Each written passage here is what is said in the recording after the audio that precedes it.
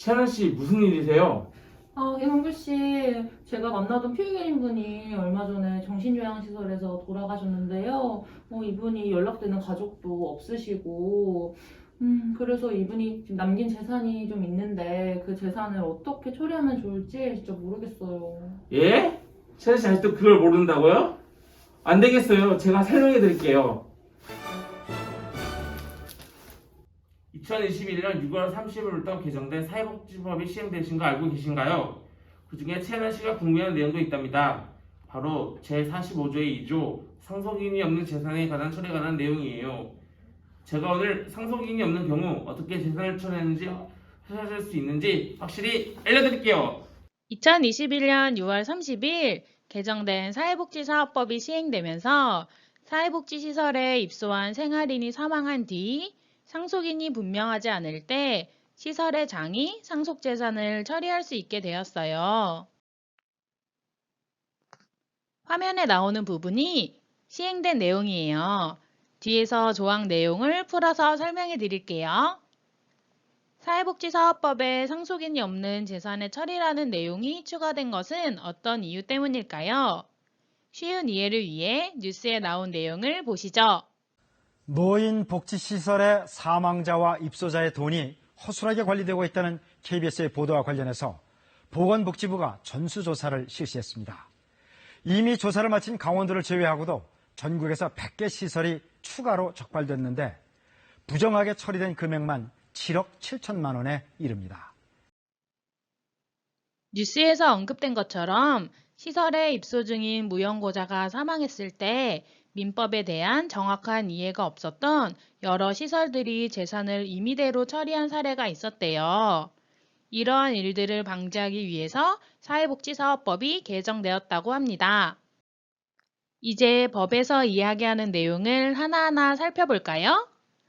먼저 시설을 설치 운영하는 자는 누구일까요?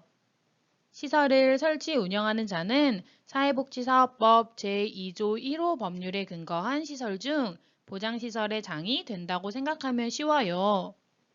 예를 들면 정신요양시설이나 노인요양시설에 기초생활수급자가 입소하면 수급비가 시설로 지급되는데 이런 형태의 시설을 보장시설이라고 해요. 더 자세한 내용이 궁금하다면 국민기초생활보장법을 참고하면 도움을 받을 수 있을 거예요. 정신건강복지법에 따른 시설 중에는 정신요양시설과 정신재활시설 중 입소시설이 개정된 사회복지사업법에 영향을 받게 됩니다. 다음으로 제45조의 2에 민법 제1053조부터 1059조까지의 규정을 따라야 한다는 것은 어떤 내용일까요? 이 조항에서는 상속재산 관리인의 업무에 대한 내용을 규정하고 있는데요.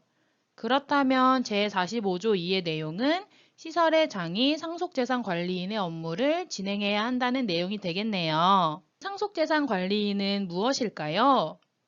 상속재산 관리인이란 가정법원의 판결을 통해 지정되는 것으로 상속인의 존재가 분명하지 않은 경우에 그 상속재산을 처리하기 위해 장래에 나타나게 될 상속인이나 유증받은 자의 법정 대리인의 지위에서 상속재산을 관리하는 역할을 하는 사람입니다. 상속재산 관리인으로 선임되게 되면 화면과 같은 업무를 처리하게 되는데요. 우선은 가정법원에서 상속재산 관리인이 선임되었다는 사실을 3개월간 공고합니다. 이 기간이 지난 뒤에도 상속인이 나타나지 않으면 상속재산 관리인은 신문에 2개월 이상의 기간 동안 일반 상속 채권자나 유증받은 자를 찾기 위한 공고를 합니다.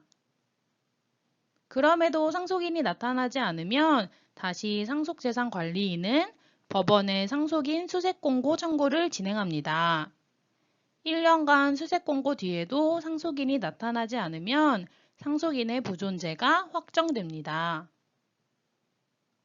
그 이후에는 사망한 무연고자와 특별한 연고가 있는 사람들의 청구를 통해 상속재산을 나누게 되며 특별 연고자에게 나누어지지 않은 상속재산은 국가의 재산으로 기속됩니다.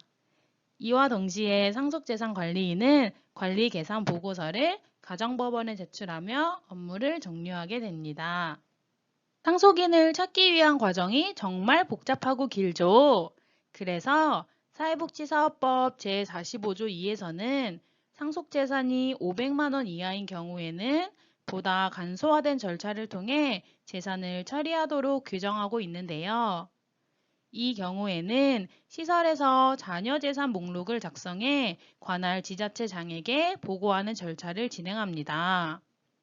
보고를 받은 지자체에서는 3개월간 상속재산에 대한 권리자 수색 공고를 통해 6개월 내에 상속재산에 대한 권리를 주장할 것을 고지하고 상속인이 없는 경우에는 상속재산을 지자체로 귀속시키는 절차를 밟게 됩니다.